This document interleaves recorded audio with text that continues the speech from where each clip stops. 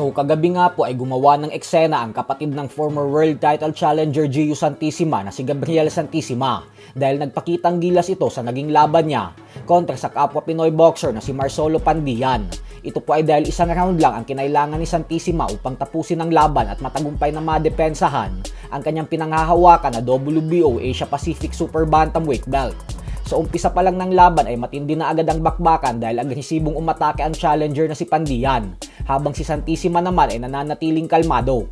Pero pagdating sa huling bahagi ng round 1 ay habang nagpapalitan ng suntok ang dalawa ay nagawa itong pabagsakin ni Santissima hanggang sa itinigil na ng referee ang laban. Dahilan kung bakit nakuha ni Santissima ang panalo via first round knockout.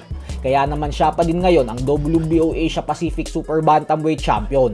Bukod dyan ay umabante na din ang kanyang record ngayon sa 11 wins with 8 knockouts at isang talo lamang.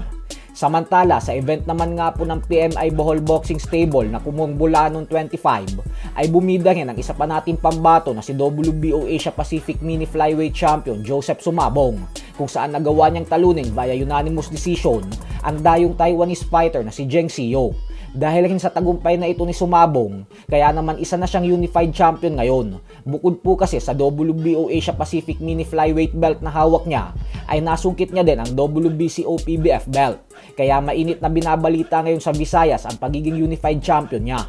Sa kabilang banda naman mga idol ay ilang oras na nga lamang po ang inaantay natin at magaganap na ang inaabangang bigating rematch sa pagitan ng UFC superstar Conor McGregor at Max Holloway. At bagamat sobrang iniidolo ng ating pambato na si BKB Super Welterweight World Champion Rolando DC McGregor, ay aminado itong malaki ang posibilidad na matalo ito sa laban mamaya. Ayon sa prediksyon ni Rolando D, ay mananalo daw si Holloway via second round knockout. Ang pag-asa lang umano ni McGregor ay manalo via knockout sa unang minuto ng first round. Pero ang liit daw ng tsansa na mangyari yon. Kaya naman kahit hindi daw siya pumupusta ay ilalagay niya ang pera niya kay Holloway kung sakali. Paliwanag ni Rolando D na nung nasa kasagsagan pa ng kalakasan si McGregor ay kahinaan na daw nito ang cardio o stamina.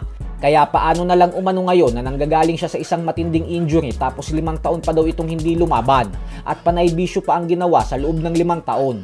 Kahit umano naging disiplinado itong si McGregor sa buong training camp para sa laban na ito, ay hindi na matatanggal yung damage o pinsalang naidulot sa katawan nito sa 5 taon na pagbibisyo.